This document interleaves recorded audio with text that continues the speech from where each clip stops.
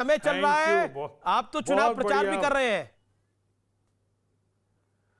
बहुत अच्छा लगा और आपसे साक्षात्कार हो रहा है और अच्छा लगा, और वो भी आप जंगल राज वर्सेस मंगल राज का डिबेट आज मंगलवार के दिन, महावीर जी के दिन आप कर रहे हैं। मैं मंगल कामना के साथ आपका स्वागत करता हूं और आपको प्रोत्साहन देता हूं और उम्मीद करता हूं कि ये मंगल राज की कामना जो है जल्द से जल्द बिहार में साकार होगी, बिहार की जनता के लिए, बिहार प्रदेश के लिए, बिहार के गरीबों के लिए, बिहार के विकास के लिए।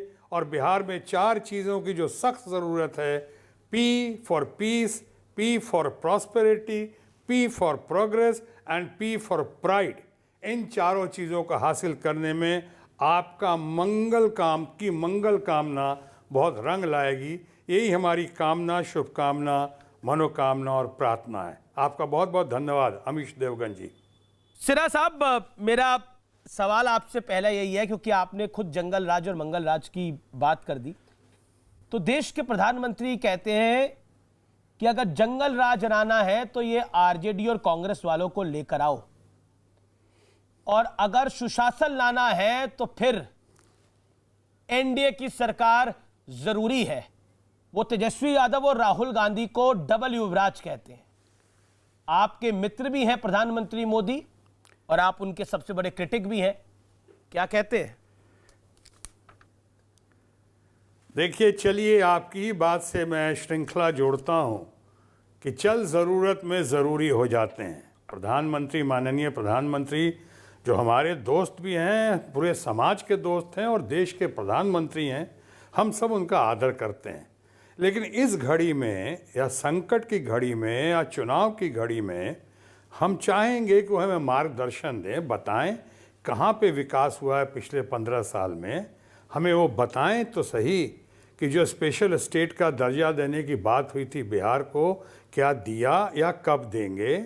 जो उन्होंने कहा था कि 125 लाख करोड़ हम बिहार को देंगे, अभी भी चुनाव की घड़ी में मुश्किल से, विद ड्यू रिस्पेक्ट कह रहा हूँ, 16,500 करोड़ का उन्होंने झुनझुन्ना पकड़ाया। वो चुनाव की घड़ी में, आप भी जानते हैं अमीश जी, चुनाव की घड़ी में बड़ी बड़ी बातें होते हैं, बड़े बड़े दावे होते हैं।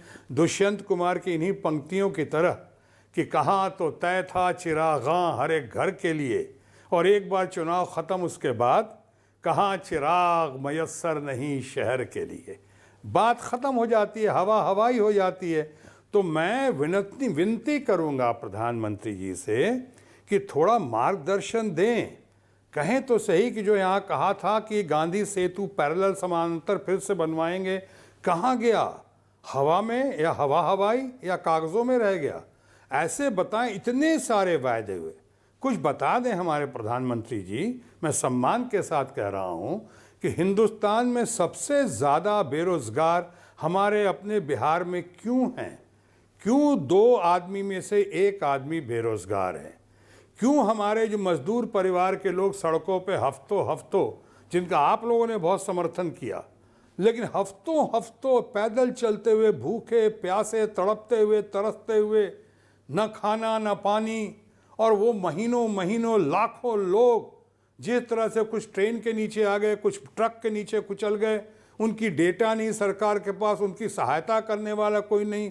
और जब बिहार आते हैं तो बिहार में क्वारंटीन सेंटर में डाल दिया जाता है, और उसके बाद भी उनके साथ ऐसा कुछ नहीं। मनरेगा में काम मिल रहा है तो मनरेगा में क्या काम मिल रहा है, कैसे मिल रहा है, आप लोग को अच्छी तरह पता है। और हमारे स्टूडेंट्स का, ये बेरोजगारी की जड़ में जो हमारे स्टूडेंट्स रहे, वहाँ कोटा से बुलाना था, उनको नहीं बुलाया गया, चेन्नई से नहीं बुलाया गया, कर्नाटका से नहीं बुलाया गया, और बुलाया गया तो 2-4 अपने लोगों को बुलाया गया। तो ये लोग देख रहे हैं। अभी घड़ी थी, प्रधानमंत्री जी से विनती कर रहा हूँ, अभी घड़ी थी उनके जख्मों पे मरहम लगाने की। पर इन बातों से और जंगल राज की बात करके, 15 साल 20 साल पहले की बात करके उनके जख्मों को कुरेदने की जो कोशिश हो रही है, मैं उसी लिए कह रहा हूँ, मेरे किसी अपोजिशन से या जो हमारे मित्रगण हैं, किसी से कोई दुश्मनी नहीं है। सब हमारे अपने ही हैं, हमारे अपने समाज के हैं, अपने फ्रेंड्स हैं। ये मुद्दों पे बात हो रही है,